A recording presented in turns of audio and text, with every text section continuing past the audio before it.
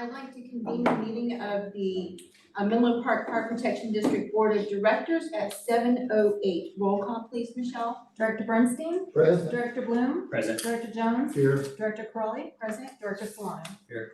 Okay, so we have a quorum, and let's stand for the Pledge of Allegiance.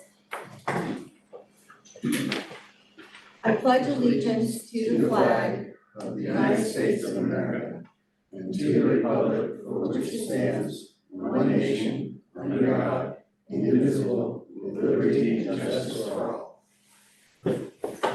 We'll move on to reportable actions from closed session. There are no reportable actions. And I will open it up to public comment number 1. Oh, Joanne, it's your turn. Joanne is from the Maui, and she's with the Rotary Club of Kihei, Wailea. So welcome, Joanne. Thank you. I see some friendly faces. Can I stand here? Yes, please. To look important? I'm a little short, So we but can that's hear you. okay. All right. Well, I come to this meeting with a card of thanks, which I'm gonna pass around. We had our 45th anniversary of the founding of our club a few weeks before I came. Everybody was there, so they all signed it for you, so please read it. And I do have a beautiful little flag you could put up in a very important place, so I'll pass that around. Yeah, the other one. Wait, I'm not done yet. Okay. And I also have 2 pictures of our banyan tree. My brother took these, if you ever need a good photographer, there's some things in the back. Anyway, this is pre-fire, and I'm happy to say it's budding wonderfully now with leaves all over the place. So hopefully in a year, it'll be in full bloom. So this is for whomever would like it. Where you can do paper, rock, scissors for it. All right. So aloha's from my club, from everybody there, with our sincerest thanks for the fire engine that you sent to us.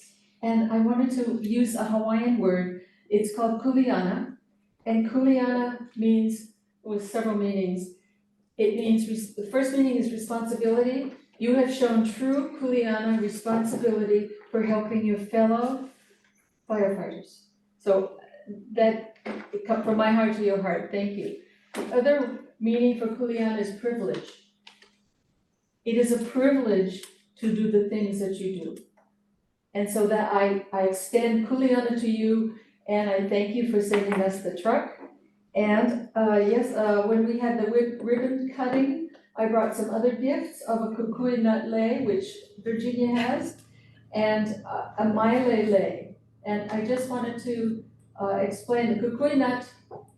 In the olden days, if you learned something very significant, like the Hawaiian chant that goes back for centuries, might take you months or years to learn, you got 1 kukui nut, okay? And then if you learned how to grow taro and pound it into poi and bring that to the table for your family, maybe you got another one. So, Mark, the next time you wear that kukui nut lei, please know that there is great knowledge around your shoulders. That is the significance of that. And the maile lei, the green lei that Virginia has, is a very special lei that's not given to everybody. When the Dalai Lama came to Maui, he got a lei. When the students graduate from high school, they get a maile lei. You have to go into the jungle, cut the vines down, and then make it, and it takes a while. And that lei is from our kumu, who, his name is Kimokeo Kapohulehua. He was the one who did the Hawaiian chant on the ribbon cutting. And it was him or his students that went into the jungle and made that lei. It is of great significance, and only for important deeds is it given to someone. I got it once from students who I taught for 2 weeks for a Job Corps training. And I tell you, they went into the jungle and found materials. This is not like plucking the plumerias off a tree, you know. So anyway, I thank you. It is a great honor. And I also want to tell you that red and white fire truck comes to us filled with your aloha. It does. And there's a radio show I go on from time to time in Maui, Brother Tony. And I'm gonna tell him that everybody, every time you see that red and white truck, know it's full of aloha from all of you around the table. Because you all contribute to that, and you have no idea how special that is and how much we appreciate it. I thank you very much, and also, if you ever come to Maui, she has my phone number. You call me, let me know when you're gonna be there, now if I'm there, we'll go toast the sunset together. And again, from the 165,000 people, local people on Maui, our greatest aloha to you. Thank you, and mahalo nui loa. Thank you, Joanne. Anyone want to say anything? Do you have any questions about some Hawaiian things, words, deeds? Well, I have one. How do you spell Kuleana? Kuleana, Kuleana.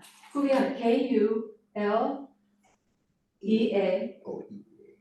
okay, Kuleana, and it means responsibility thank you. and privilege. Like it's your kuleana, your parents had kuleana to take care of you, you have kuleana to take care of them. And it's a privilege for you to do that. And you have all shown that incredible discovery and kuleana, that's all I can say. And I have to drive to Morgan Hill, I have a Zoom meeting that I'm 2 hours late for, but it's 3.5 hours, so don't let me in. Thank you. So much. Thank you for coming. Thank you, and what you did, it goes above and beyond. Thank you, thank you. Mele Kalikimaka. Okay, any other, you have something to say, JT? Okay, JT? Yes, I understand that. You have to follow Joanne. You get picked up on the mic. Yeah, over there, JT. Gotta pick up on the mic. What's that? Yeah. Oh, there's a microphone over there? Where? It's not really, but that's okay. Oh, okay, Oh, yeah, okay. okay. Oh, This is okay. over there. This just feels very official. So I just wanted to say, I should have wrote down my words like she did, but I didn't. I like coming off the, come from the heart. But I just wanted to say a couple of words of thanks to Virginia for just being so welcoming to and inclusive for us, our group. Getting to know you has been amazing, bringing us into the fire board meetings, and I just feel that there's a lot of stuff that you've done for our community, and my favorite activity that we did together was coming and doing the cranes. Oh, yeah. And I thought that was very special. I was able to bring my mother, who really enjoyed it, brought my daughter, who also really enjoyed it.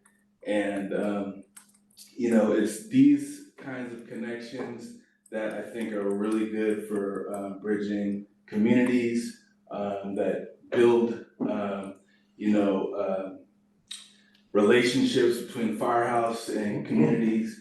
And that's what I really like to see, and I'm just very thankful that you led the charge on that. And I look forward to being invited to more things and trying to bring other folks out to come out as well.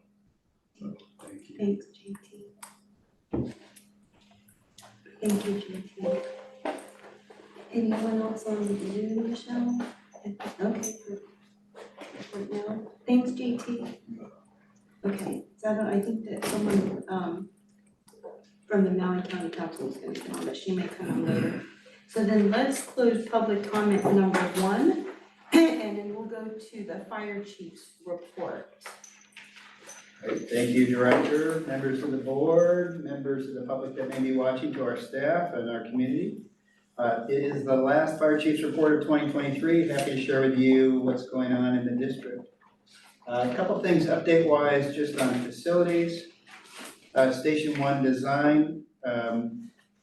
We have been meeting with our architect to help us kind of conceptually work on some space issues on the site, talk about some visions. My hope is once the new facilities committee has been seated, we will be sharing those conceptual, very rough ideas with you. We are traveling, I say we, Chief Ellis, myself, Chief McDonald, and Chief Coyle, and John Hitchcock are gonna go down and visit San Jose's facility just to look at, they have a new training prop that they've designed and developed, so it'll allow us to walk around. Chief Ellis and myself have had quite a bit of exposure to these, we have others that haven't, so we're just looking for, to have that collective input on what we think might be appropriate for us, some things that would be useful, so we're actually going down tomorrow after our outreach work. I didn't put it on here, but we're going down to the ecumenical hunger program and helping pack meals for Christmas, so that will be tomorrow also.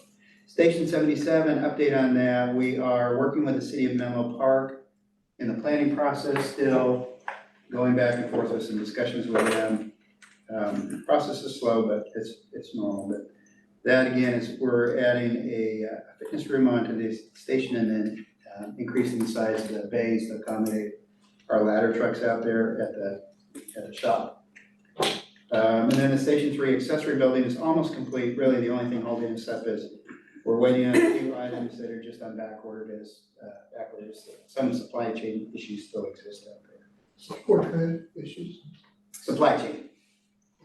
Yeah, there's just some missing parts, I think, with an electrical panel and then one other thing, so. But that contractor that we've been working with has been great. Very quick, very efficient, super professional. If you recall, that was the one that hadn't worked on any public works projects in the past, and we had the bid protests related to that, and good for us. It's been really good, saved the district some money, and we have a really high quality project. Recruitment and hiring update. You may have all met her. Our community risk reduction officer has started working in early December. Amandeep Banwait was there at the Station 4 grand opening, helping us out. She's a great fit for our team, really happy to welcome her. Fire inspector, we had great results from the recruitment. A lot of great qualified candidates. We have 2 offers that are currently out. Looking forward to starting those 2 fire inspectors soon. Our firefighters, we have 7. They're starting on January 22nd in the fire academy, so that's very exciting for us. And the mechanic recruitment we have is open right now. That's recently opened. We have a part-time assistant out there, and we're trying to see, last time we had a mechanic recruitment, we weren't very successful, but we're hoping the economy has changed a little bit and we might have some more interest in that, so fingers crossed. Other items to update the board on our community engagement. This is kind of our monthly report. Find Heather's email to me, stand by. Lots going on. Just kind of an update on some of the classes that have been going on. They had a first aid CPR AED class of 12 attendees. This is all within the last month since I last reported to you. Red Cross Ready, they had 2 sessions with 32 attendees total. Stop the Bleed 11 attendees. We also partnered with the Red Cross to help train our CERT volunteers how to help staff emergency shelters. Plus we covered winter storm preparedness and sandbag training. We had a CERT graduation, which I attended on just this past Saturday at the warehouse. We had 14 graduates, which was really great, full class just about. Did a couple of fire extinguisher trainings, one at a business and one at St. Raymond's School. Also partnered with a blood drive and had 16 people donate with our Stanford Blood Center. And then I think everybody got an email from Heather today. If you haven't, you have one in your inbox. In January, we're moving down the road of the disaster service worker status. We finally got the legal issues worked out with that. And we are planning on working with East Palo Alto Police Department and actually swearing in our qualified CERT members and making them disaster service workers. Why I bring that up, especially with our board, is if you are a current CERT member and you'd have to work with Heather to make sure you have all your currency stuff up. If you're interested in being sworn in as a disaster service worker, we would love for you to attend that swearing in and join the ranks of being a DSW. So that was one of the things that was a hot topic when I first started here, and lots of conversations, and finally, we're getting to that point where we get to be able to do that. So please join us if you can. Check with Heather on if you have any questions about your CERT status and whether you need any kind of refresher courses. But exciting news. On to some of the other items that have been going on. Our Station 4 open house. We had, almost all of us were there on a rainy Sunday morning, and wow, what a turnout. It was, by our estimations, we had probably about 500 people work their way through for the station tours. I don't know what the numbers were, it felt like at least 100 plus just for the kind of the ribbon cutting and the ceremony that we had. So really kudos to Heather and Amandeep and John Johnston on the logistics that went behind that, and then also all of the outreach, in the press, in the news. That digital sign that we had out there for a week, I think really was a great draw.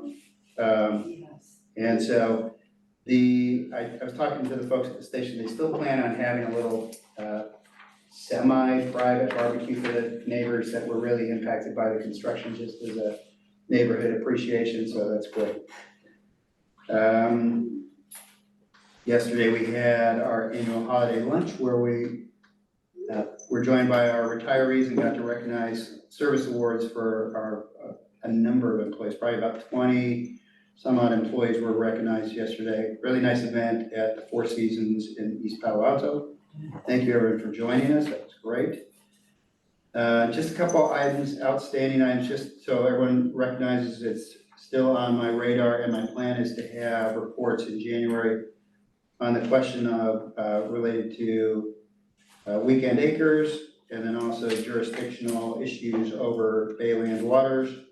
So on my radar. Also on the radar is conversations come up recently about our ISO status, and for kind of a report out to the board on, we were talking about doing an after action review to try and figure out what we might be able to improve on. So that's a conversation we're having internally, and hopefully within the next few months, I can report that out to the board and talk about areas where we know we can improve.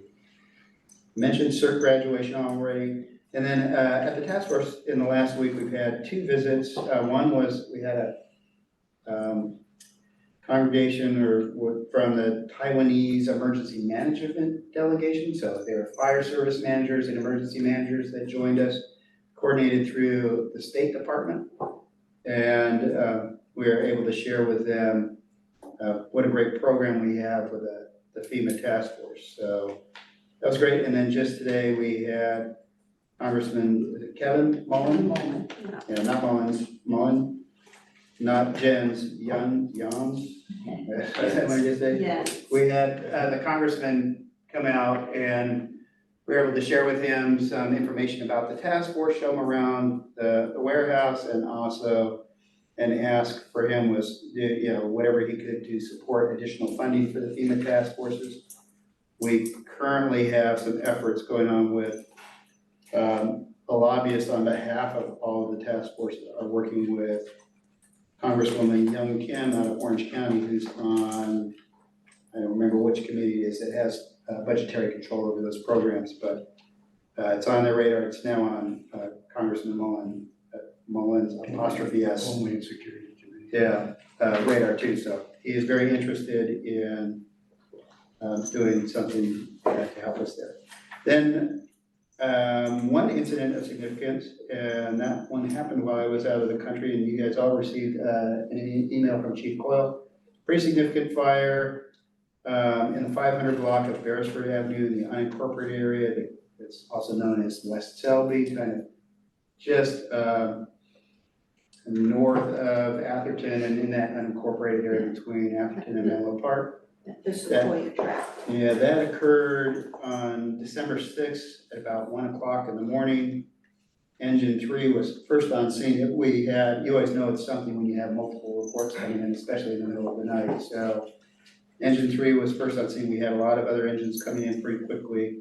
Quickly moved to a second alarm. They became aware that there was a potential rescue problem. They were pretty quick to make entry under those conditions and clear the building with a primary and secondary search. Really great coordinated effort.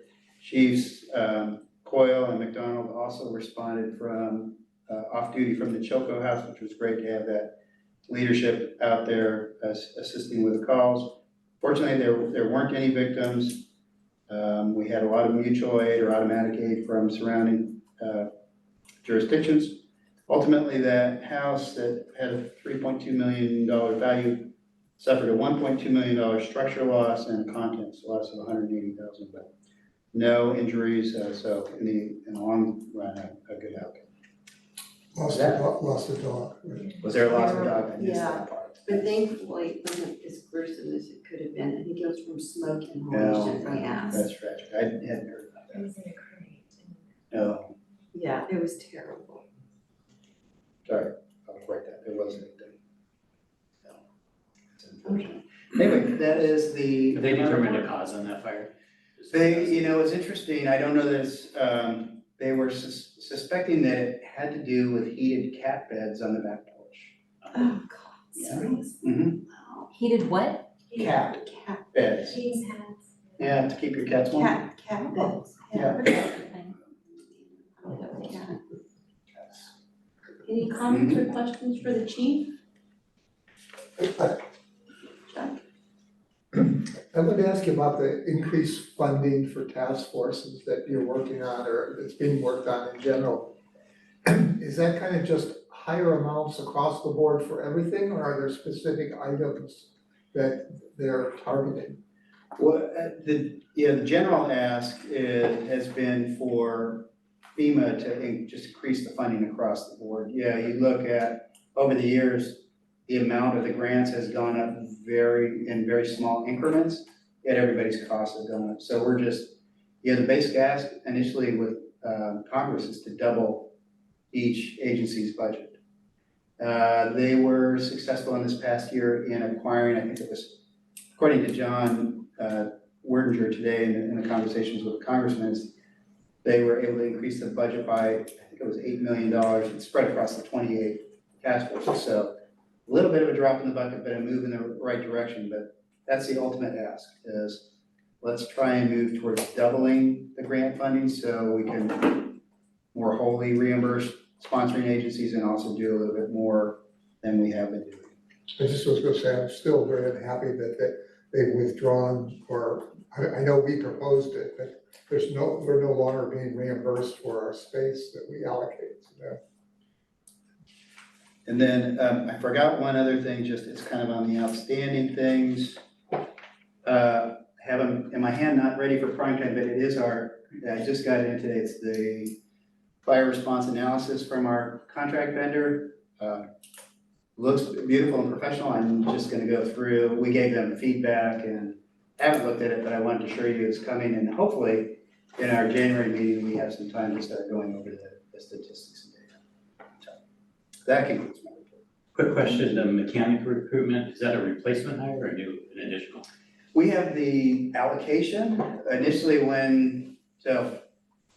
we had the board approve, I don't remember if it was in the last budget, the allocation, and we weren't able to fill it. So we filled behind that position with a temporary allocation. And so that's what, now we're hearing that maybe there's interest for us to actually hire mechanics, so we're retrying the recruitment again. Got it. And our outreach. Okay, thank you. Any questions or comments? Okay, thanks, chief. So, Michelle, I think there is someone who was supposed to make a public comment under public comment number 1. So I'll open that up really quickly since this is Councilwoman Yuki Lady Sugimori from Maui County Council. Yuki? Yes, Can you hear us, Yuki Lady? I can hear you and I can see you. This is so wonderful. So I can't turn on my video and but I appreciate that you allow me to participate on video, I guess. Well, first of all, I wanted to share my aloha and all that Menlo Park Fire Department has done for Maui County. I'm jealous that Joanne Doyle was there from Rotary Club of Kihei and Wailea, and I wish I was there in person also. But thank you to her for doing that. You know, on November 10th, I got to attend this most amazing, wonderful dedication of Engine 1 from Menlo Park to Maui County. And I sat in the audience. I actually was tearful in appreciation because I realized that after the August 8th wildfire, our chief said that there were many offers and not all of them came through. But still, you know, we appreciate the people that, you know, did reach out and try to make offers. And of course, when I talked to Chief, he talked about the resiliency and the about your chair of your commission, Virginia, who was really the driving force along with your chief to make this gift happen. So I wanted to participate today because I understand today is her last commission meeting. But through her leadership, this gift came to us. It is worth $60,000. That is a huge gift from Menlo Park. It is still bright red, Engine 1 on it. And during the ceremony, the reason why I got so teary is that she said that in Menlo Park, there's 100,000 angels behind us. They're supporting us. Excuse me. As you can imagine, the August 8th wildfire is still very much a part of us. And I asked our chief, Ventura, what about wildfires? And he said there's about 60 wildfire calls a month still. And I think our community is more aware of any kind of fire. Our community like yours, we love the fire department. We love our fire chief. And from listening to your fire chief, Mark Lorenzen's report, you're very productive and definitely a viable part of your community. And I always say that the fire department, so thank you very much, Virginia, for your leadership, because it is really the heart and soul and spirit of, you know, an important part of a community and our role as county council members to be sure that our citizens are safe and especially during this wildfire when we lost 2 apparatus. And this apparatus that you sent to us, this gift, is replacing one that was lost. And as you know, it takes years to get one apparatus made. Chief will probably understand it takes years, and especially to Hawaii, it takes, you know, maybe takes longer, I'm not sure. This fire truck that you gave us was given a name, a Hawaiian name called Pilina. And I think so appropriately because it means unity. And I believe that forever, Maui County will be connected to Menlo Park for your generosity and for your caring in a time when we truly, truly were in need. So thank you very much. And Virginia, thank you for your good work. I also saw that you recently dedicated a new fire station, as well as you have the first electric fire truck in the nation. How progressive is that? We're waiting for that to happen. Oh, it's not happened yet? Oh, I'm sure it will. But thank you very, very much, all of you. And Virginia, thank you very much. Please come back to Hawaii, and of any of you. And if you do, please reach out to me, and I would love to take you to a Hawaiian luau or do something and visit West Maui, you know, as we progress and move forward out of this disaster. So again, thank you very much. Thank you, Yuki Lee. Any comment, Chuck? I just have a quick question of the chief. They referred to it just now again as Engine 1. Did we renumber it before we sent it over there? We sent them, it was interesting, originally we were donating engine 77 and then we had to replace it because of the Oh, candle I'm issue. sorry, I thought we were doing one and we changed to 77. Yeah, it was the other way around, it was almost, that was the perfectness of it, is that we had taken the placards off, and when I realized what we were doing, I said, can we put the placards back on?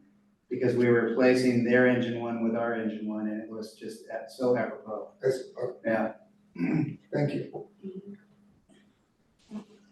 Okay, And thank Virginia. you, thank you. Oh, thank you. I wish you could see me because I'm wearing my Menlo Park pink. I got her in Menlo And Park. Pink, in Hawaii, we don't often get to wear things to warm our necks, but I'm wearing everything with Menlo Park that I can.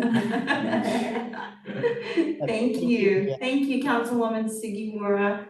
Thank We'll you. see you soon, hopefully. Yes, yes. Thank you. Thank you.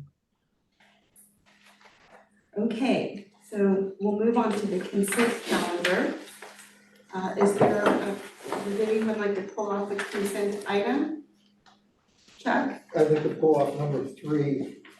And I have a very quick question about number 4, which may not require being pulled off. Didn't we just do the approval for all of this last meeting, or 2 meetings ago? So we approved it when IFF changed, and so I think that was in September we approved. So we're required to approve every time there's a change to the master pay schedule, we have to bring it to the board in an open session. Oh, I don't think we've done that in the past, so that's why I thought it was only once a year that we had to approve the master pay schedule. Every time there's a change. Okay. I'm fine with 4. Okay, so is there a motion to approve consent items 2 and 4? I'll move. And is there a second? That's it. Okay, moved by Director Solano, seconded by Director Jones. Any discussion? Okay, roll call please, Michelle. Director Bernstein, Aye. Director Bloom, Aye. Director Jones, Aye. Director Solano, Aye. Director Crawley. Aye, so that motion carries. So then we'll go to item 3, which is to accept the treasurer's report for the month ended October 31st, 2023. Chuck, you pulled this off? Yeah, I had a question on page 14 of the staff report. It's 5 of 8 of this on the chart, and I guess we don't have Elaine here today, so, We have Long and Francine, I believe Long is he on the Zoom? He's on, and Oh. there he is, but it also says Elaine's on. Oh. we don't, sorry, we don't see who's on. So let me see what happens, Long is prepared to talk. Yeah. Long, can you unmute yourself? Sure. I'm in unmute. I would like to ask, just so I understand the situation here, I'm looking at the chart that's on this page 14. And I'm looking at the total expenditure of 1259260, which is in the middle of the chart. And then a total revenue, which is a reimbursement, I take it. I'm just wondering why the reimbursement shows higher than what the expenditure was, or how does that work? So within this chart, there is a cumulative amount for the FEMA claims deployments as well. So that's part of the tropical storm deployments that we went out. And we incur some expenditures, but then those expenditures are part of our unavailable revenues because it's part of is after we can't recognize the revenues until we receive it within 60 days within fiscal year. So that revenues is not available right now. That's why we cannot recognize the revenues for that. But this is the opposite of that. The revenue here is higher than the expenditure.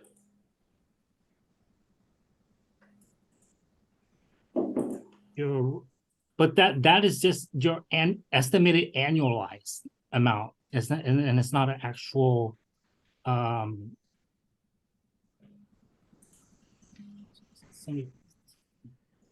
Okay, I mean, it's not a huge deal, but Yeah. somehow it just seems a little odd that we're asking for reimbursement for more than what we spent. So it just seemed like an odd thing to be putting out to the world.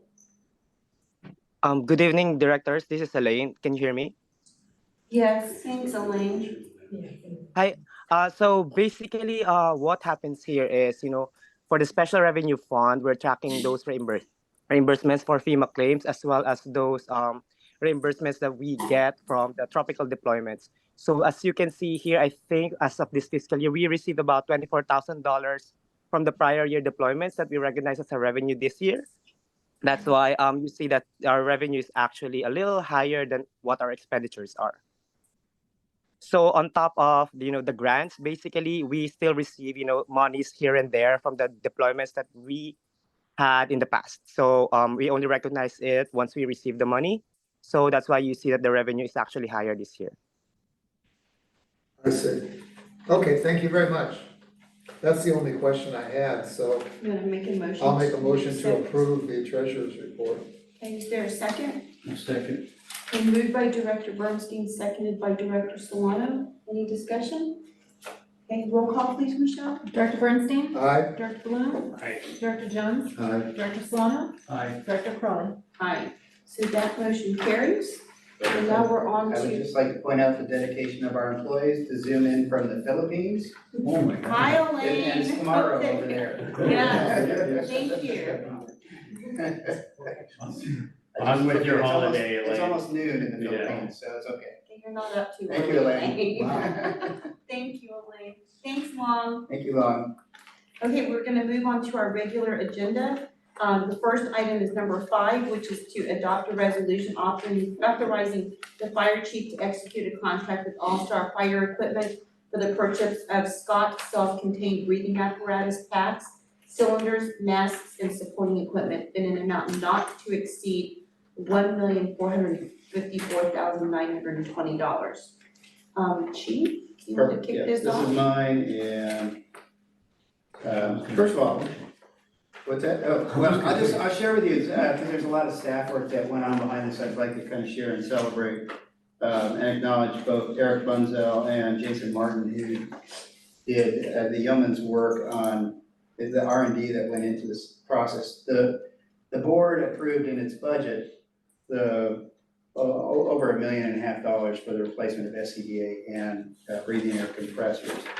My ask that I just mentioned was, the whole county of San Mateo uses Scott air packs, and so the natural inclination is to go down that road and just sole source Scott air packs. So I asked them to put us through kind of a professional R&D project and actually try out all of the available air packs that were available to see what we really wanted, right? Put it in the hands of our folks and see what the best thing was out there. So they reached out to the 4 primary vendors that are available, throughout the United States, and that's Scott Safety, Interspiro, Draeger, and MSA. And unfortunately, only 2 of the vendors or the manufacturers participated, and that was MSA and Scott Safety, probably the 2 biggest.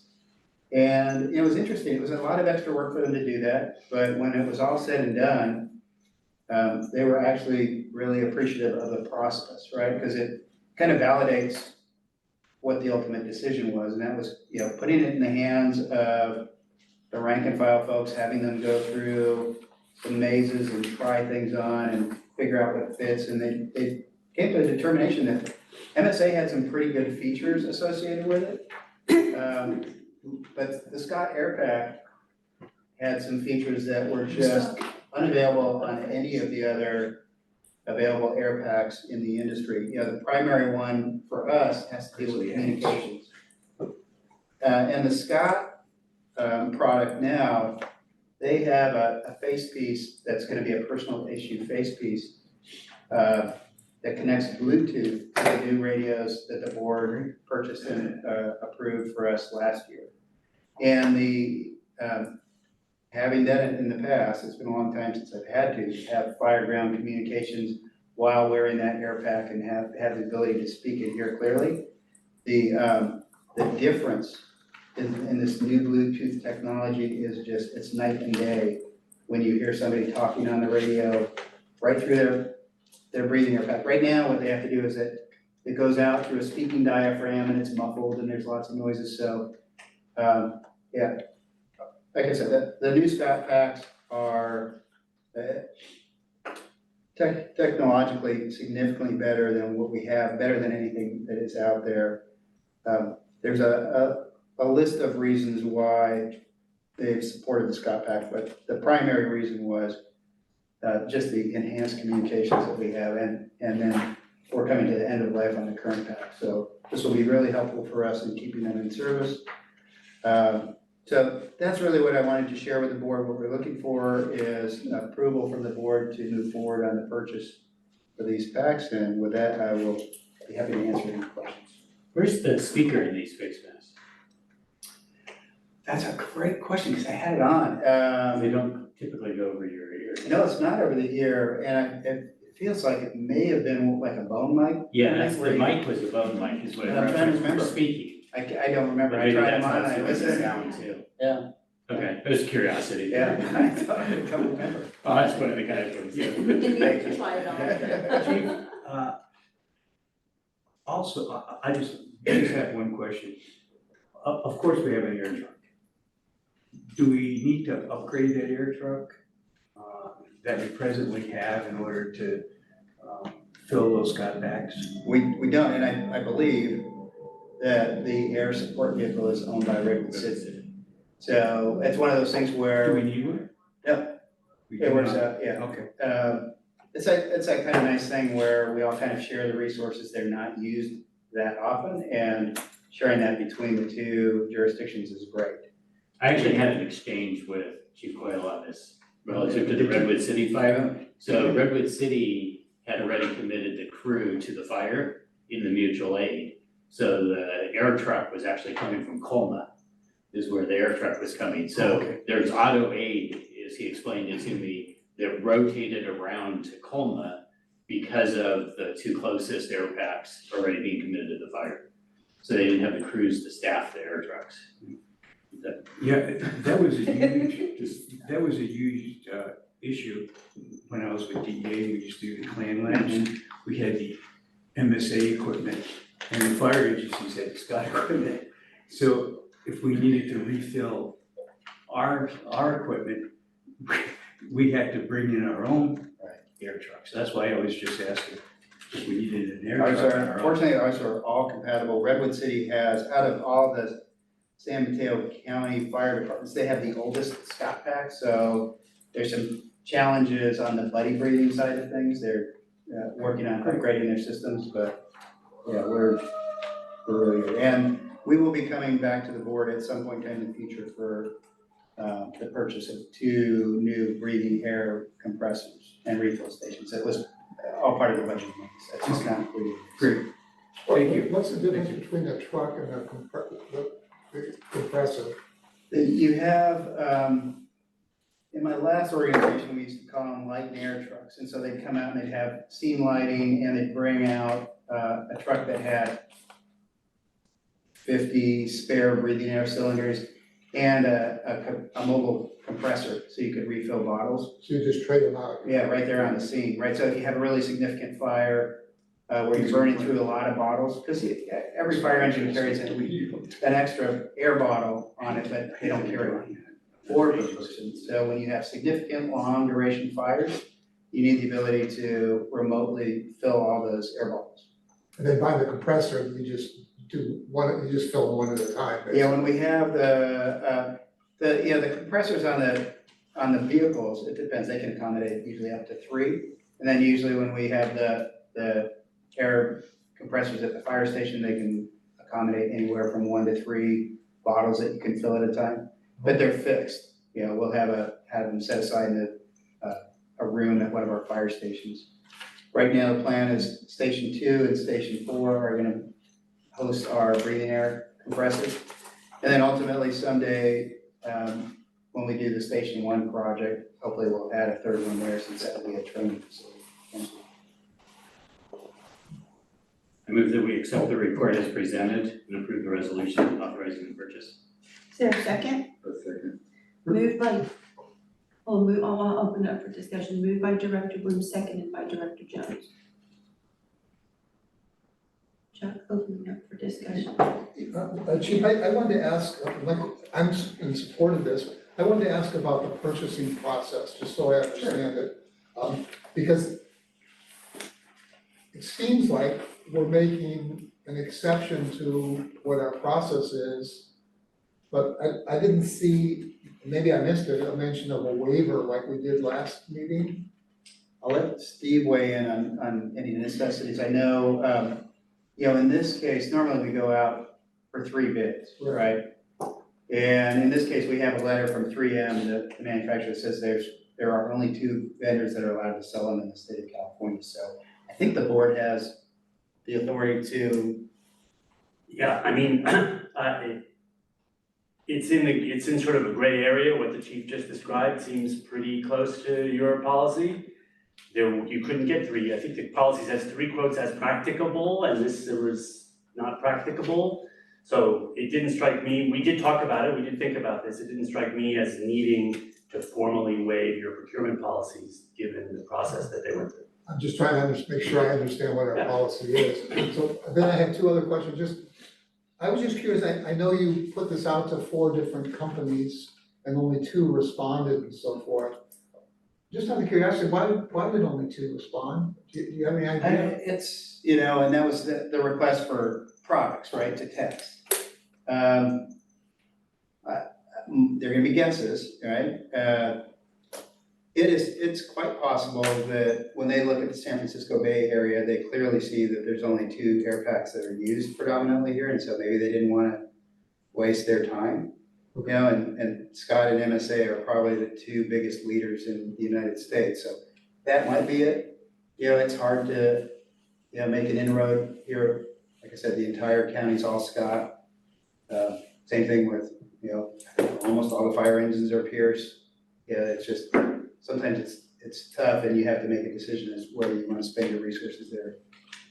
My other question relates to, there's a number of items here, for the most part, and I'm not objecting, I'm just trying to understand. It's recommended that we go with All-Star. Are we allowed to buy, say, half of the items from one company and half from another once we get bids? Or do we have to take the bottom line total bid as the decision factor? I don't know that answer to that, yeah. So depends a little bit on the nature of the solicitation. Ordinarily, your policy calls for awarding to the lowest responsible bidder. So if you went out and said, we want 100 of these items, you then, consistent with your policy, would need to award a contract for 100 to the lowest responsible bidder. No reason why you couldn't go out and say, we only want 50. No, I didn't mean it that way. Let's just take it again. I think it's fine, I'm not objecting. So maybe the simple answer to your question is your policy requires awarding to the lowest responsible bidder. For each item or for the total number of items? Total. Okay, that's what I was trying to understand. Because there was one item with Ames that was actually less, and I just wondered if we had the right. No, it's the Divide it. total bid price, not the individual unit line items. Okay, again, thank you. I'm not objecting to anything. I'm just trying to understand the process. I'd also point out for warranty reasons and service, you wouldn't want to commingle purchasing parts of the equipment from one vendor and other parts from a different vendor. That just creates challenges down the road, unintended consequences. But when you were actually preparing the RFPs and stuff, you might decide to either do it as one whole or break it up into separate ones depending on the nature of the equipment and so forth. Okay. Okay. There's a motion and a second, and let's do a roll call, please. Director Bernstein? Aye. Director Bloom? Aye. Director Jones? Aye. Director Solano? Aye. Director Crawley? Aye, and that motion carries, and we're on to item 6, which is to discuss potential use of excess property tax review. Chief, I don't know if you wanna, there's not no technically a staff report. on that. That was an item that came up at the last meeting as I think we were talking about our revenues. And just, it was a thought about having that conversation with the board about, what do we want, how do we want to prioritize excess revenues over expenditures? I know at the end of every fiscal year when we close out the books, we generally I shouldn't say generally, we come back to the board with staff recommendations on how we should allocate those excess monies. Typically, we're allocating them between paying down our unfunded liability with PERS, and then also, since I've been here, been making allocations to the CIP fund for future projects. But there could be other conversations at some point in time in the future if we want to expand services or do other things like that. That might be another use, but that's, what the board's intent with having the conversation was. I don't remember who proposed it. That was the nexus of the conversation. Robert proposed it. Yeah, I propose that. Yeah, it's so like, for me, it's the thought of understanding, tying whatever excess we have at the end of the day will, increasing our ability to be able to add more to the funds that we have currently, so as to theoretically increase that number. And so that, because at some point, if we're got 10 years to build, we got different projects that's gonna be needing cash to do it. Either we go out and borrow it, or else we try to use whatever cash we got. So it's kind of understanding whether there was an opportunity to be able to look into beyond the necessities in terms of what we normally allocate money to, whatever left over, to put it into those funds that we have.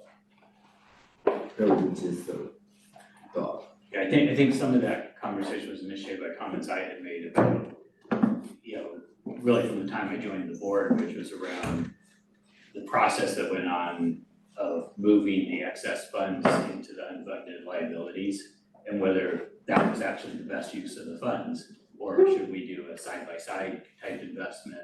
Also, are there other competing priorities for excess funds at the end of the year?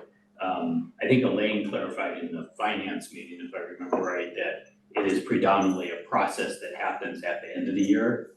One change I would just note for the board's benefit is on page 4 of 8 of the finance report, which is the CIP fund. He did add a line item just to show what was allocated and what was not allocated out of that reserve. That was page 13 of the packet, page 4 of 8 of the finance report. It's the very last line under the table. It says, out of the 61.7 million CIP fund balance, 3.6 million is allocated to approved projects. Right. And so what happened is, as that reserve continued to grow and grow and grow, it became difficult to understand how much of it have we already committed for projects that are underway versus, okay, what's actually there as a longer term reserve. And so he did add that line item at the request of the finance committee. I'm still trying to find it. It's 14, you said? page 13. 13. It's chart 4 of 8, and it's the very last line of the written commentary under the chart. Right, yeah. Because you'll see that reserve is now at 63. I think when I joined the board, that reserve was like 23 or something. Yeah, so as that reserve has grown, but I think all of this, Francine, correct me if I'm wrong though, all of this gets reconciled and the board actually makes decisions about the excess funds as to which allocations they go to is at the end of the fiscal year. So somewhere next in January. June, no, fiscal year. Fiscal year. Yeah, so May, June timeframe is like, my recollection's not perfect on it, but it's that general timeframe. So, Chuck. Yeah, I was just gonna say, I think it would be good if we could somehow change the vocabulary a little bit and not talk about excess funds, because we don't have excess funds, we have excess needs. And we're short of funds for all the needs, so, it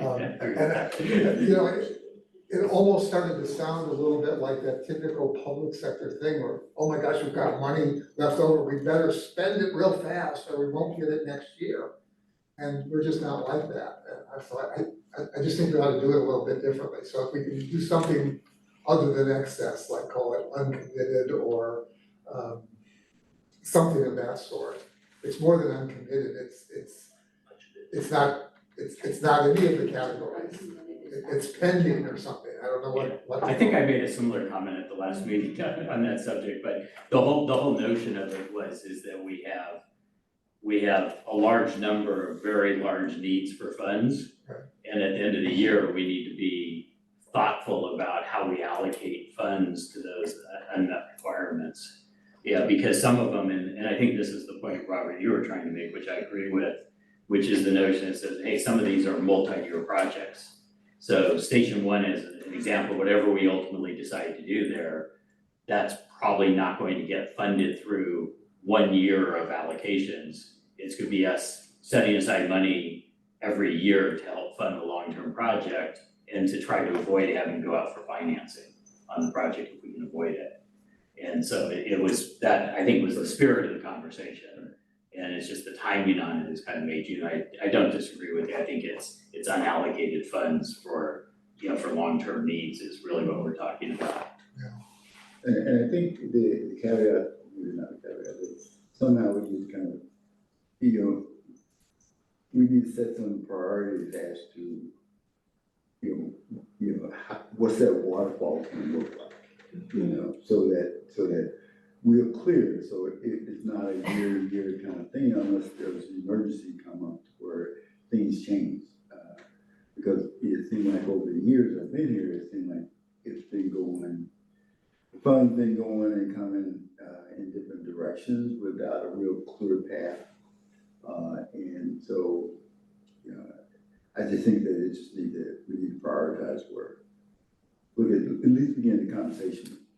So I would think that Chief be like did- for a study session type of thing? Well, yeah, before you go to study session, I was gonna ask, I thought you were doing, at one stage, kind of call it the homeowners model, homeowners association model. You were starting to create depreciation charts and long-term capital needs for even something like all the new engines.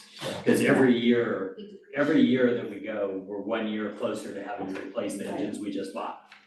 And is that something that's still in progress? Sure. It So wasn't that's, finished work, I don't think. I am trying to, I'll have to go back and double check, but the intent was, it's the capital replacement fund, right? Like Right. you said, it's what we have been calling it, and the intent was to attach it to our annual budget to show what the, that whatever we have in reserves is beyond earmarked, when you look at the total amount, right? So I think follow up on, Okay. I don't know if I dropped it or not, it's possible. But the intent was once a year to update that in conjunction with the budget and to have that as one of the budget documents. So that as we're going through the budget process and we're looking at reserve balances, everyone, the district, the community, other cities can see that it's purposeful, and what we're trying to do is plan for the replacement of those future needs, so. Yeah, and I think that's responsive to what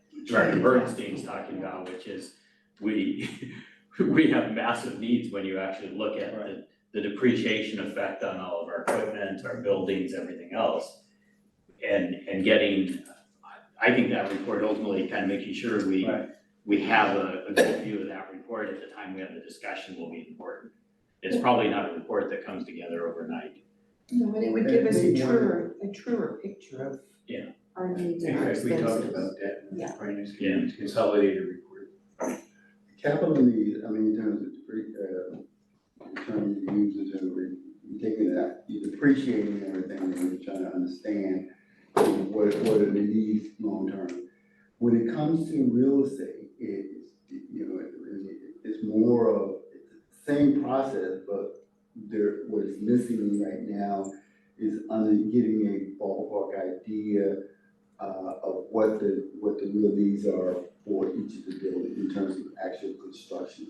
That's a bigger ask. Gotta look at it, even though we're taking them one at a time.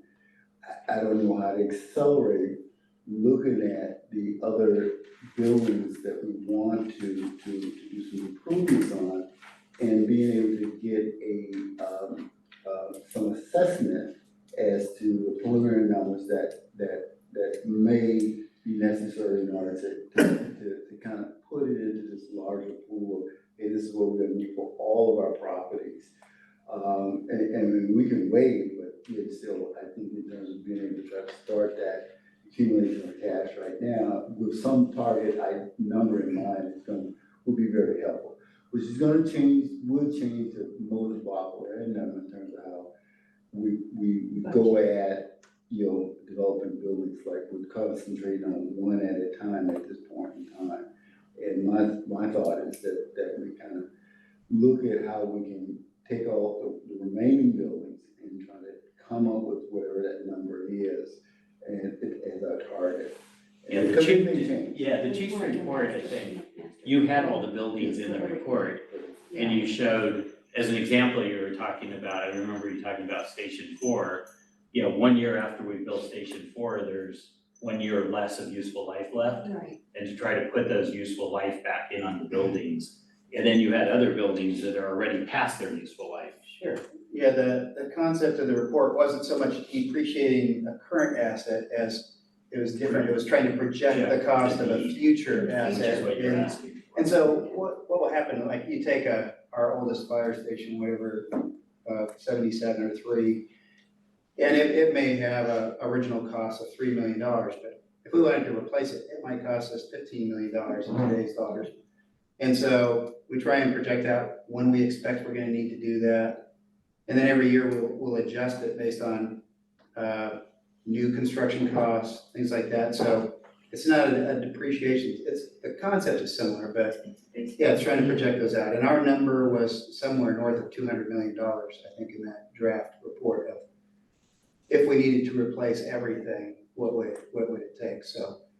So it's such a good master planning, basically. Yeah, can I make a recommendation to the board maybe Sure. on it, which is to kind of defer this item to next year's finance committee to work with the chief on, I think Robert's onto a really important topic. And I think it's really important that we get the financial data aligned to support the discussion that needs to happen.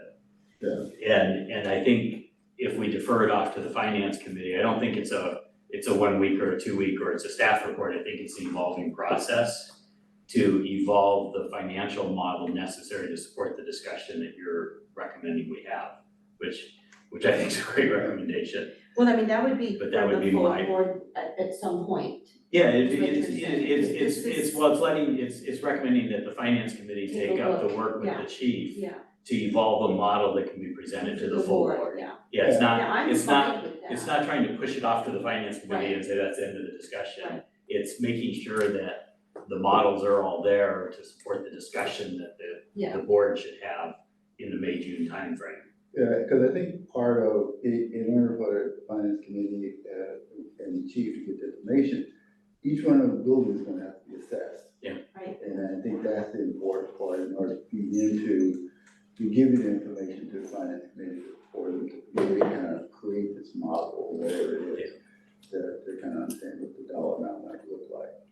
You okay with that idea? I think that would be great, and I would love to, if possible. I don't want to throw too much on the finance committee's plate, but the conversation also needs to involve the fund balance policy, if I'm saying the right term, right? Right, it all Yeah, we kind talked of about that ties last into finance it. meeting. You know, we have an outdated fund balance policy that restricts a number of different buckets of money, and I think it's time for us to reevaluate. And again, it all ties in nicely to that prioritizing of what does the board want to do, what direction do we want to go in. You know, the money that's tied up, whether it's a budget deficit contingency or CIP or whatever else, would be a great conversation to also have. Okay, so if that's what the board is okay with, then let's put that on for an item for the finance committee, whoever populates it Sure. next. I think the reserve policy it's really the same, it's the same category, it's a different issue, but same thing, it's something that needs to, process-wise, it needs to go through finance committee. Yeah. And then come back to the full board again for the budget process for next year. And I think your proposal, when we talked about the finance committee was, or Elaine's proposal, I should say, not put words in your mouth, was that we would adjust the reserve balance policy and adjust the reserve balances as part of next year's budget process. planning Yeah. process. I think that's a great idea. Did I recall that correctly? That sounds familiar. Yes. Okay, Chuck? Well, I just have an addendum to that. Now that the facilities committee is gonna become a standing committee, it's possible that some of that work can be done by the facilities Well, committee. that's what I just said too, Well, because it's gonna go concept. hand in hand. They're all Right, the tied money, together. the financing and the facilities and trying to estimate future costs, that kind of thing. well, facilities is definitely gonna be the biggest number in there. Yeah, So that's it's- why it's they the have one to be that a part of the it. expertise of the The facilities group facilities. focused on just Yeah. that number will Yeah. improve accuracy. So, Okay, so I guess then we have our direction that we'll put this on for the next finance committee to look at. Okay, now we're on to number 7, which is the nomination and election of board president and vice president for calendar year 2024.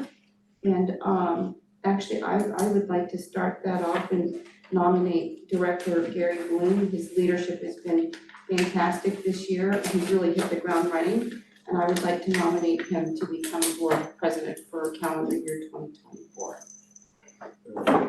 The Nomination or we're voting to, Well, we can take other nominations too, so I'll check. I would just like to ask a question of the presumptive president for a moment. who that? Just for my information, could you tell me what your thoughts are about continuing the policy of not having certain committees meet and things like that in the new year? I guess I don't take a presumptive view on anything. Right, So- exactly. So I haven't put a whole lot of thought process into those kind of items. But yeah, I mean, I think the committee structures as they're currently defined are important structures.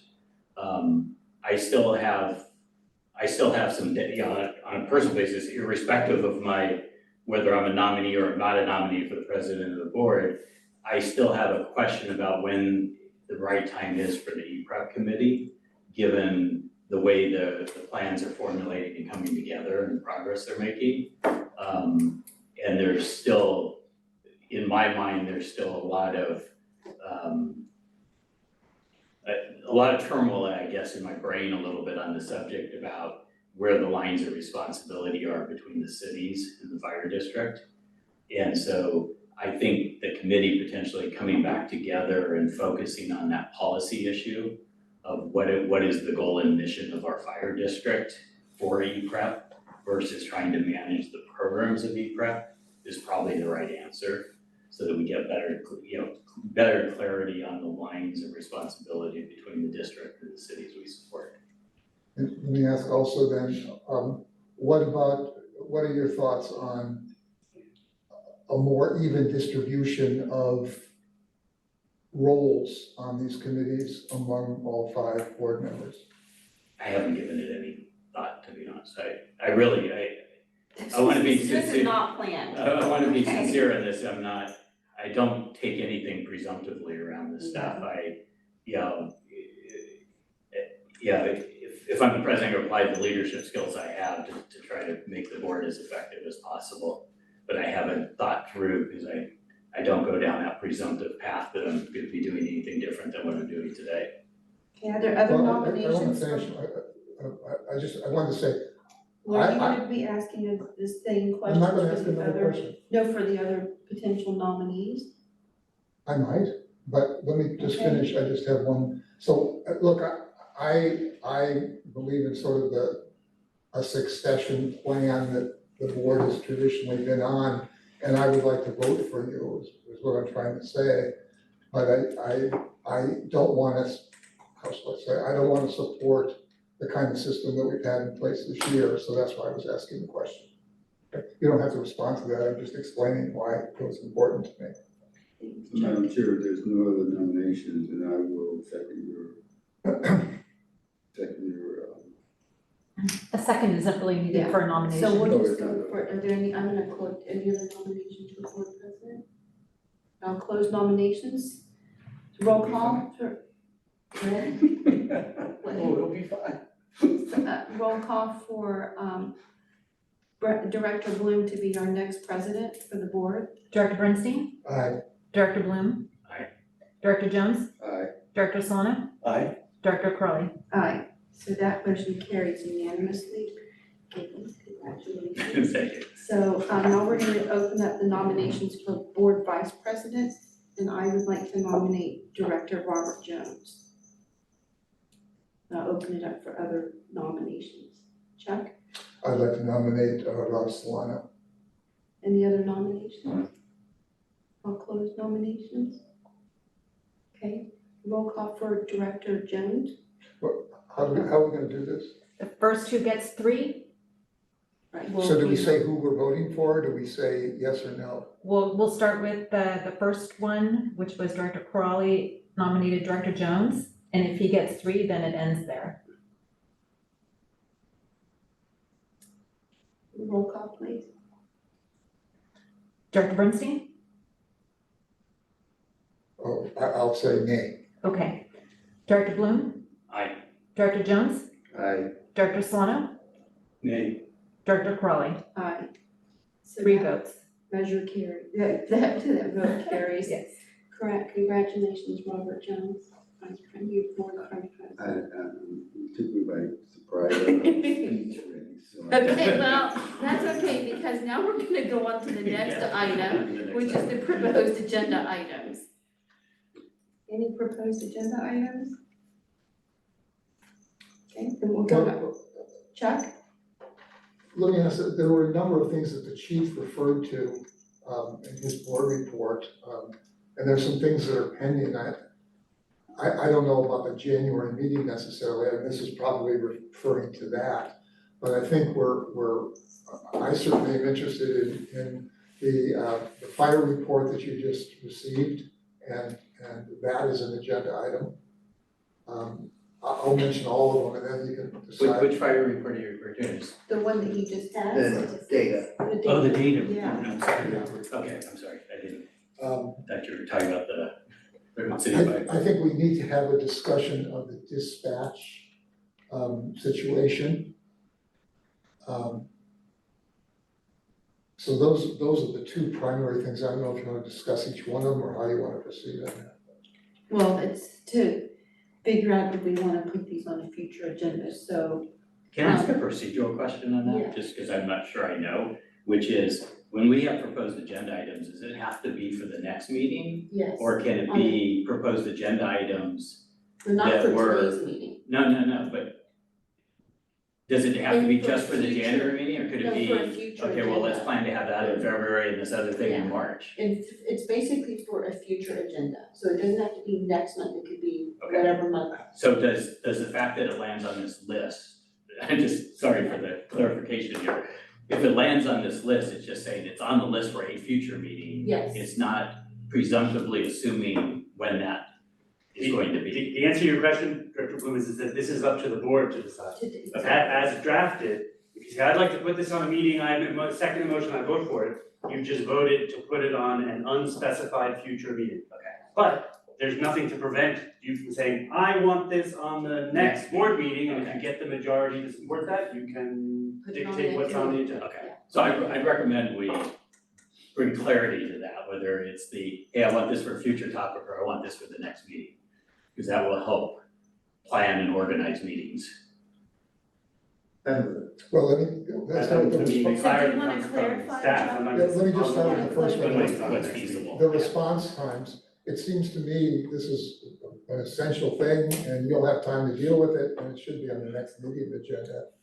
I anticipate that, and my intent would be to include it as a regular agenda item so that we can thoroughly discuss it, and the board has an opportunity to ask questions, so that is my intention. So it may not It feels necessarily- like we are close enough, so I feel pretty comfortable with saying it.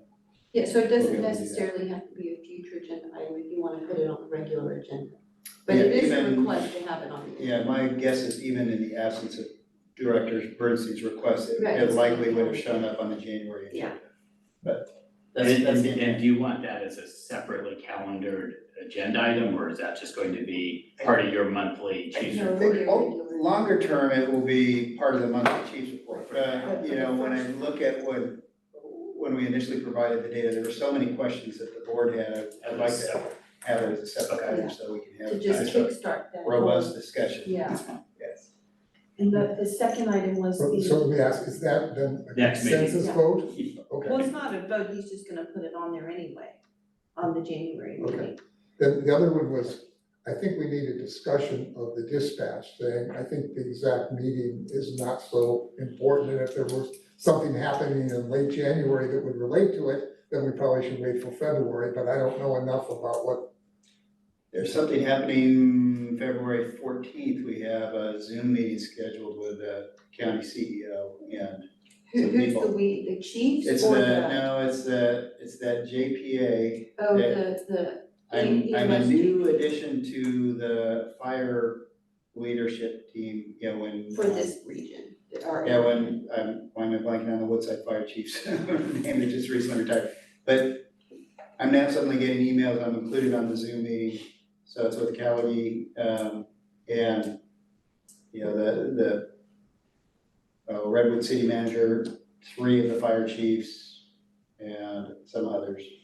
But But that's just for the public administrators, right? Because there's the JPA board with the elected officials on there. Is that, I thought that was in January, that meeting. I'm not sure when that one is. This one, I don't know enough about the group to give you how the leadership structure of that, but I think Okay. there's an executive portion of that. Yeah, but there's a JPA, management, true. the management committee That is the group that's That's- meeting and Zooming with in Callie. February. But your I'd like thing to- is, there's 2 topics there, right? One is the money thing, and one is dispatch services, right, overall? Yes, and let me say, I would like us to get clear on the second one, first, what do we want from dispatch? So I'd actually like to request that to be in January, so that when you go to this meeting, you have a sense of where the board is and what we should be talking about and so forth. I mean, isn't the JPA board, gonna have a meeting in January? Because they usually I have. haven't heard anything. You haven't gotten I anything? haven't. Okay, Chief, will you be able to give us an update. have that kind of data available by January? I mean, realistically, What, you don't know it, what we, I don't know that there's data, by the way, I was. oh, you just want a a discussion. discussion of what we want from dispatch. How is it working now? What's the feeling about it? Can we do I it? think we need a staff report that explains. So the, Right. Didn't we have in one of our meetings that we wanted them to come in front of us and do a Yeah. presentation? for the Last money year, part, Or yeah, or so I don't. this year, that we're trying to get them to give us a presentation, where we've got a lot of questions that, you know, we have turnout time here, and then we have actual dispatch time when they get the call, and then they got the turnouts, and which is not associated with OES, that dispatches a call that it involves us. So there's a, you know, multitude Yeah, of questions that's that we need to get cleared up for sure. I think part of the problem though, Rob, was that they kept canceling, they kept canceling the meetings, right? So that, I don't think Calgie had all the data, so that's why it never happened. But Well, I think they should. No, I They agree. should recognize that we, you know, since we're responsible for, you know, the 3 communities here, you know, Yeah. that we should get some answers out of it. Cause I have a multitude of software Yeah. questions for them. To So- find out these times, Mark. adaptability. So isn't there, So you have, wait, let me just say this, Gary, really quickly. So the management committee is meeting on Wednesday, it sounds like February 14th, right? So our board meeting in February is gonna be on February 20th. Are you okay, Chuck, if assuming we wanna do this as a board, if Mark puts together a staff report update on something like that based on your management committee meeting for the board in February? No, I think we should be the leader of what we want, what we're Yeah, but looking we don't for. even know what are y'all supposed to discuss? my guess is costs. So if I could just jump in Yeah, here, because please. you've asked me to guide you when you're going astray from the agenda, Right, which this is for a a future agenda. request for a future agenda item. Director Bernstein has very clearly made a request for a future agenda item. You seem to be discussing things that seem to relate to whether, to that discussion or not. But I Why don't you see suggested if he's got a second to his motion, and then you can vote on whether you're gonna put this on an agenda item. But can I interject here? Because Yeah. I think what I'm trying to clarify is it one agenda item or is it three agenda items? Or three, yeah. Is that, Is there one is that an agenda? allowable discussion to clarify? You can, I have no problems with discussion, you asked me to jump in, and so I'm trying to do what you asked me to do. Because what I came down with from hearing the discussion here is we have three proposed agenda items. One is dispatch process and services, one is dispatch fees, and then one is our long-term dispatch strategy. Just what do we want to do as a district? And perhaps what would be helpful, especially as the board is developing their list of priorities or services they'd like out of dispatch, I can reach out to Natasha, who is the PSC manager, and invite her, figure out how we can agendize that and bring her in so the board can have kind of a Q&A session with her. And I think that will help guide us as far as what it is we'd like to ask PSC to provide for us. I think in some respects, we're gonna have little control over that since we're a small fish in that system there. But it would be helpful to hear from Natasha. She can talk about data and statistics and the systems they have and what we can and can't change. And then, separately, I'm happy to report back based on the conversations we have at the February 14th meeting on, I think it's gonna be the CEO or CAO's new financial request to that management group on. Correct. Right, so two different issues there, but. So I see the Natasha piece as part of the dispatch process and services. Yeah. Essentially getting an education and understanding how that works. And so would that Does that be- clarify, does that help? I agree, we should start with that, I mean, let me say, I have a different thought about what we can or cannot do, because the second step is when they wanna raise prices, we can say, we're not gonna be part of it. That could be something, but first we need to understand what the whole thing is, what they do, what they can offer, and so forth. So then do we wanna have that in January then? Is that what you're suggesting? I'm Chuck? suggesting it's before Okay. the February meeting. Right, and so if we do it in January, Mark, can you maybe have Natasha come in and do a I'll reach out and presentation? check on her availability. Okay, let's do that, cause that means that the January meeting is going to be, when is that? Yeah, I think it's gonna be hard to have the discussion on the fees until the We chief goes to the meeting in February. Exactly. Ask what they're asking to change or what the current proposals are and so forth, but So- I think it would be a good idea for us to get the dispatch process services Yeah. going So- sooner rather than later. so And to that Rob's would- point, we have been talking about it for a long time. Right, so that would be January 16th, and I'm just I gonna like put it that. on the calendar, Chuck. January When it 16th does would settle, be sure. hopefully when Natasha is available to come in, right? Then February 20th would be your update after your February 14th meeting.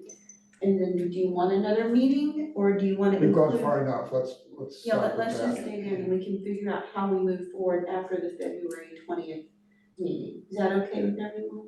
Yeah. Okay. Okay, Chuck, you had more items? Yeah. No, that was all. Those were, okay. okay, So data and dispatch were the two Pretty easy much. subjects. yeah, yeah, I also, okay. I've Would got, you have one? Okay, yeah, Bob. I just want, we spoke about joining the Creek Authority that parallels our southern area there. And we're getting a situation now where we're getting in rainy season. We have issues with Weekend Acres, which was flooded before in the late 90s. We've got that Bellhaven and the East Palo Alto area that had issues with flooding in the 90s also. So I think it's critical that we have some type of a discussion item of actually trying to get a seat on that board in order to have some say on it. No, we don't. And it was the, That's all we did when I first got here, I was appointed to it. I mean a voting member. no, a liaison. A So voting- Rod means a voting member. A voting And member. that costs, that's the money that it costs a lot of money to be a part of the GPA. Oh, wow. Right, and so that's why Chief Chapelhoman didn't think it was worth it, but maybe it's something to look at again, but I mean, we probably know more about the Creek than the Creek GPA, to be honest with you. Well, the But we Creek can have a JPA discussion. is kind of a skeleton crew and, they're trying to survive there and I think all, whatever resources that they could have relative to be operational and be purposeful in the community. I mean, they just lost the funding for the additional repair of the 3 bridges that are going over to 101 and that parallels Menlo Park and Palo Alto. I mean, That's So tiny. your proposed agenda item is the Creek JPA participation? exactly. Yeah. That's what you're How do we requesting, come- to Steve's point. Yeah, but voting That's what on- you should probably, I don't wanna go any further, We other should than probably we should stay to that. discuss that as we And remember. become a voting member of the Creek GPA. well, it's just, if we want to do that. If we want, if right, we that's want the to. proposed I think it's agenda just item. To have a Creek discussion. JPA participation, Yeah, Right, let's leave it at that. Yeah. just leave it at Yeah. the summary level for future Yeah. board meetings. so which, meeting, Rob, would you like to have this in? Well, it's rainy season. I know, as we can I think we should tell. have it as soon as possible. So that would be January 16th, or do you wanna do it in February? You're the president. I would recommend we do it for, I don't think we're going to change Oh, no. the direction of it during the current winter season. Yeah, But but starting the discussion and Yeah. understanding it, and yeah, I think it also making falls sure we in- collect data as we go through the Yeah. rainy season. Right, I think also it falls into this, where we're doing having a LAFCO review of the jurisdictional issues relative to the, San Francisco Bay Area. And who has those rescues authority, which we're given those, but who has the ultimate rescue responsibility? And I think that all falls into play here, relative to the creek, overflowing the creek, having to rescue people within Bellhaven and Menlo Park. And we're the one who has the airboat. We have, 2 airboats, and we're the ultimate responsibility to do that. And I think that it needs to be a little bit more of a responsibility shared, because we've got a huge population in Bellhaven and Menlo Park, that if it does get to a flooding situation, we need to be prepared for that. So I think it kind of goes hand in hand, the creek, the flooding, the rescue jurisdictional authority, and there you have it. I think it all falls into place. So either February? Can I, if the board's comfortable, Yeah. what I'd like to do I'm on sorry that, to do all no, this. that's fine. What I'd like to do is go offline when we plan the meetings for the new year with the Okay. chief and figure out the right time to put those items in. That's I think the fine. chief was planning to update on some of the jurisdictional stuff in his staff report next time, but to formalize the agenda, where to put it. Because there's only so much we can fit in, and there's only so many work days available for the staff to prepare for Okay, the so then we'll just topics. leave it at the discretion of the new president to do that, about If that. the board is comfortable I'm with that. fine with that. Yeah, I think that's what it's about. With consultation of my duly appointed vice president. Yay. What I, That's what we're gonna do, Mark, is that clear? Well, That- Y'all can figure out when you that's wanna. fine. In, what I will do in the interim is I'll reach out to Justin Murphy. I know Menlo sits on the JPA, and I think to Director Crawley's point is my understanding that those that are officially a part of it have skin in the game in the form of a financial commitment to fix Right. the bridges and stuff like that. So I'm gonna double check with him and see if that's true, which goes back to, we may have sat on that board in an advisory capacity, but I don't know that we're a voting member, because I think voting might involve monetary, but I will fact check myself with Justin Okay, and report out. Virginia has one I have more. one I have more. one more. And Robert has one more. Well, we're gonna have a big meeting. It's pretty simple. Gonna be here till, I do want, after years of talking about it, we really need to look at the EPREP policy discussion. Yes. We really need to focus on that. Even, we got good progress going right now, at some point it's gonna narrow itself back down to the issues that have been around for plaguing us for the last 4 years that I know of. So at some point, we need to, I'm not saying January is the idea, but I'm not saying that, I'm just saying we need to figure out, bring that, back to the board and start talking about those issues, whatever they are. I don't know what they all are. Okay. You wanna figure out whether you wanna put that on there too? Yeah, Is that, it's on the list for future agenda items with no specific date. So, is that okay? Mark? Yeah, no, Okay. that's great. Within So 2020. then I have one more, from me, and this is just something maybe, Mark, that you might wanna just put in your report or something, but it looks like Menlo Park may have no choice to build a very high building at 80 Willow Road. I mean, this builders, in today's almanac, it says builder's remedy project on Sunset Magazine site could go even higher. So if you could just kind of get a sense, it doesn't have to be necessarily an agenda item, but maybe the agenda item for your chief's report, just find out what's going on. I don't even think the council really knows, but if there's something that's gonna be higher that could maybe stretch our resources, we probably need to be involved with those discussions, just like we were when Bohannon built the new hotel, the Hotel Nia, and, you know, the Facebook, all of that. Because this could affect, some of what we do in our resources. So maybe just talk to the city manager, whoever's the liaison for Menlo Park next, could find out what's going on. But I think we need to keep an eye on that. Okay. So I recorded down 5 items. The Menlo Park high-rise strategy relative to their builder's remedy strategy, the E-Prep policy discussion, the data/response times, the dispatch status, and the Creek JPA participation. And dispatch status was the fees issue, to be for clarity there. And the only one that I think we conclusively agreed to is that data would be at the next meeting. Yeah. And then the chief is going to see if we can get the dispatch person to present on dispatch process for the next meeting, January 16th. January 16th. Did I properly? No, you got it, let's close this meeting now. Well, I have the district, do we have to do the rest Yeah, a of few the more agenda? items. Chuck? I just wanted to ask the chief, in your previous job, did you have buildings taller than 10 stories anywhere? Yes. What was roughly the tallest? Yeah, Oxnard had, like 40 floors. It's a high rise, yeah. Okay, at some point, I'd like to hear about what they do in terms of when you get up in the 30-story range, and how they rescue people from those. Yeah, Redwood City has that today with the Oracle complex in Redwood Shores as well. Okay, so then now we'll move on to reports and requests, committee reports, facilities, Robert, We didn't. HR, Robert, we didn't need the email for that. HR didn't meet.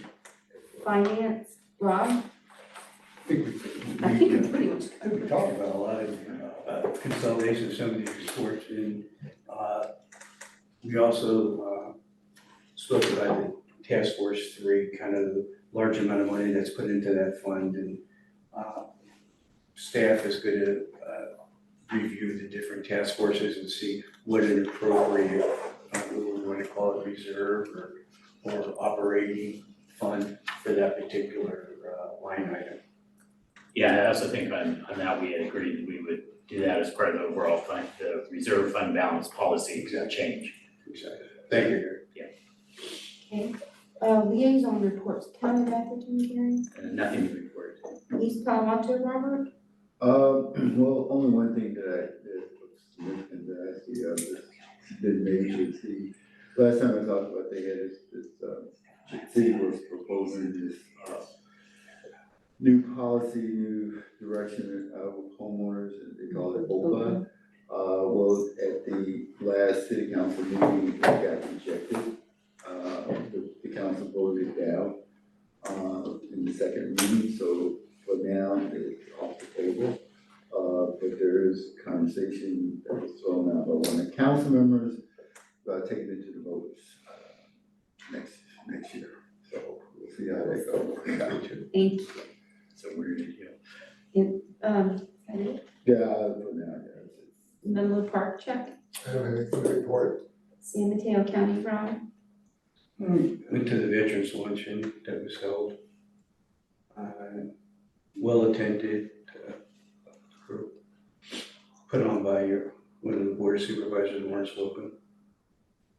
you're on again for the EMS JPA, which I between y'all? JPA is, gosh, they were.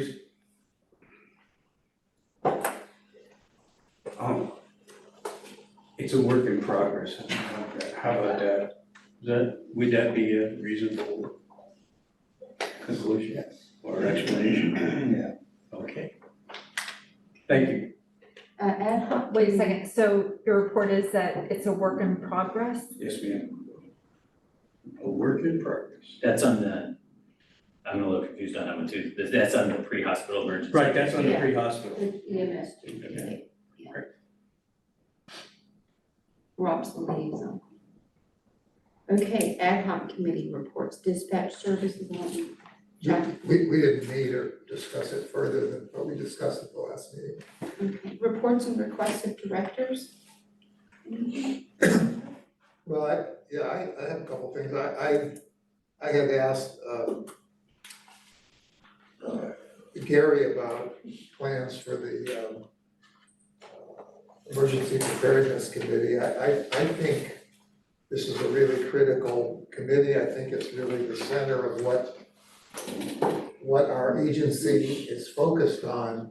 And there's things that just aren't being addressed right now, like progress on an alerting system, which I think is critical. I think there are other things as well, and I just think it's an essential committee to be meeting. That's what I would like to say. I think it's important that it meet. Robert? Gary? Rob? Okay, so president's report. So I'm gonna try to keep this short, so that but it's, I have some things to say, so if you'll indulge me, I'd appreciate it. I'm gonna just do a quick state of the district, because we've done a lot this year, and I'm just very, very proud of the things that we've accomplished as a board and as a district, and so I just wanna say I'm very grateful for the opportunity to serve as the board president and proud of what we've accomplished. And working with our outstanding committed staff and crews, we had a banner year and are moving forward with a lot of momentum. So much gratitude goes to our firefighters who work every day to keep our community safe, the administrative staff who are the wind beneath the wings of the fire district, and of course, our fantastic fire chief, Mark Lorenzen.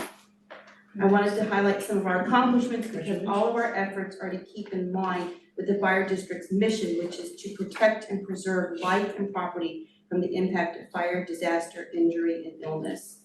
The fire district is such an important part of the communities we serve, Atherton, East Palo Alto, Menlo Park, and unincorporated San Mateo County. When our fire district residents see a new fire station in their community or hear a siren, knowing that help is on the way, they know that we will always be there for them. Planning for the future is the job of our elected board, and working hand in hand this year with Chief Lorenzen and his staff has been great. Managing public dollars is, I believe, the highest priority for any elected body and any elected representative in order to plan for the future and stay in good financial health so that essential services can continue to be provided to the community. This year, under the guidance of Francine Hunt, our Director of Administrative Services, the fire district was so fortunate to add Elaine Malari to our fire district family and head up our finance team.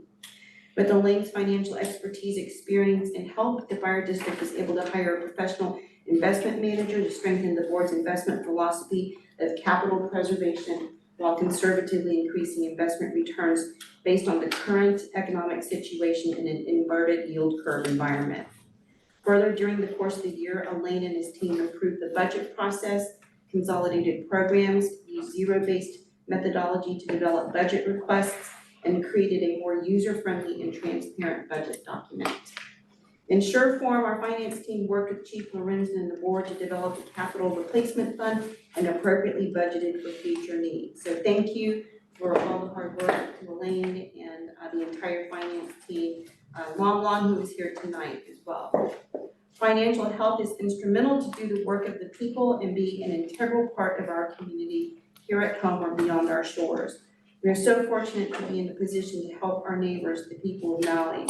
Because of careful planning over the years by previous boards and retired Chief Shackelhoman, we were able to aid those who were in need during their most dire time and donate our reserve Engine 1 to Maui County Fire Department and replace their destroyed Engine 1 in some of the worst wildfires in Hawaiian history. The community at large here provided overwhelming support, including the San Mateo County Harbor District's General Manager, Jim Pruitt, who was able to connect us with the shipping company Matson, who ultimately connected us with Pasha, who ultimately delivered our Reserve Engine 1 safely to Maui, as Chief Lorenzen knows. I want to give a special thanks and a mahalo to Chief Lorenzen, who was instrumental in making sure the logistics worked out so that our Reserve Engine could safely be delivered to Maui. So thanks, Mark. His work ensured that our fire district was steadfast in accomplishing the vision we as a board had to help our neighbors in Hawaii and Maui. I'm proud of Chief Lorenzen's work and the long-lasting goodwill and friendship we will have with the Maui County Fire Department and the entire Maui community. Nevertheless, the biggest heartfelt thanks from me goes to our fire district residents. When Chief Lorenzen and I traveled to Maui County Councilwoman Yuki Lee Sugimura, who is with us tonight, thanked us angels, quote unquote, for our help. I let her know that our gift is from 100,000 angels, all our fire district residents, and that we all stand with the residents of Maui and Lahaina in particular. Maui Fire Chief Brad Ventura said that our donated engine would be put into use immediately, and true to form, as I was headed to the airport to return home 2 days after the blessing ceremony of our donated engine, I saw our Engine 1, which is now Maui's Engine 1, on the highway responding to some incident. It turns out it was going to a brush fire that we were alerted about as I boarded the plane. So mahalo nui to the 100,000 angels of the Menlo Park Fire Protection District. For me, seeing the devastation in Maui was a sobering reminder of the need for community preparedness.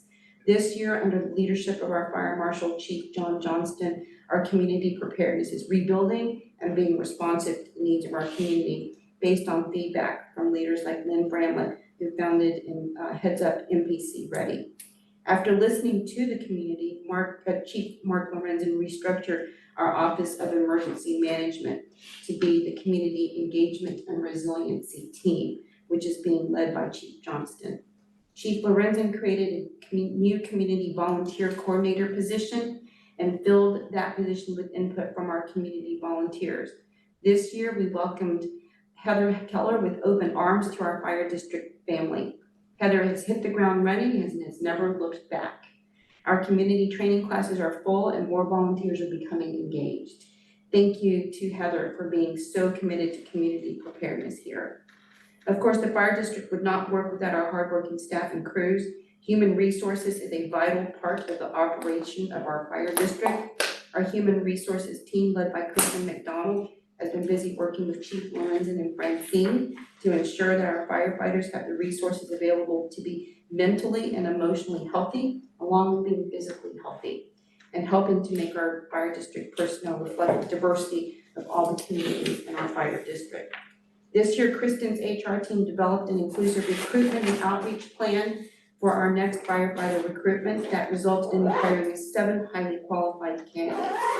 Further, Chief Lorenzen worked with the HR team to successfully navigate the complex issues surrounding the post-retirement survivor allowance. So many thanks to Kristen and your team as well, Francine. This year, working with Chief Lorenzen and Francine, we successfully negotiated contracts with AFSCME and IAFF District 13, chief officers and unrepresented employees. When there were administrative issues that needed to be fixed, the good relationship with our firefighters allowed us to work together when presented with a safety issue related to our existing radio communications.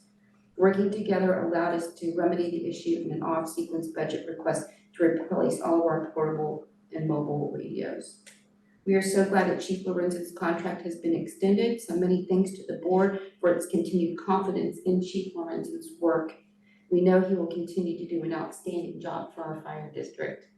Technology and communication are the backbone of our fire district, and our IT team, led by Ben Chang, has been hard at work ensuring that our fire district is accessible to the public and as transparent as possible. This starts with our website. This team is also responsible for making sure that our meetings are available to the public via Zoom. Thank you to Ben, Eric, and Jason, and a special thank you to Nicole, who kind of did a side gig and helped redesign our website. Planning for the future has always been important to the fire district. From previous years, our planning has enabled the fire district to put into service 6 new fire engines and 1 ladder truck this year. This year, we formally opened Station 4, our 3rd new fire station in 9 years. With a ribbon cutting ceremony and open house this past weekend, not even drizzly weather could dampen the spirits of the neighbors of Station 4 and Fire District residents throughout the Fire District who came to celebrate our newest fire station. Many thanks to Chief Chappell-Homan, John Hitchcock, and previous boards who meticulously planned for 3 new fire stations, with hopefully more to come. Planning for the future has been key, and a new standing facilities committee was created, Director Bloom and Director Jones as committee members. They have been working hard with Chief Lorenzo so that we can begin planning for Station 1. Finally, last but not least, I want to thank Michelle Kanier for all she does to keep our board running and making sure that we are in compliance with public meetings, board trainings, and being our watchdog.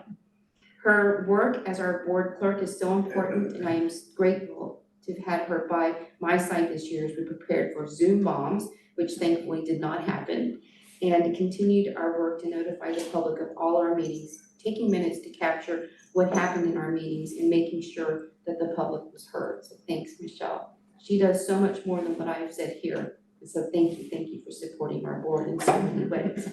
In short, our fire district has accomplished so much this year, and I know the strong momentum to move forward will continue. Thank you to our fire district community for their continued confidence in our fire district. I'm so humbled and privileged to be in service to you, and I look forward to working with President Bloom and Vice President Jones. So thank you. So that is the last agenda item, and I'll open it up to public comment number 2. No public comment, so we'll close public comment number 2, and we'll adjourn the meeting tonight at 8:45. 54. 8:54. This meeting is adjourned. Thank you.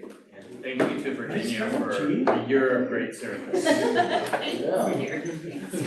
Thank you, 10 papers. Because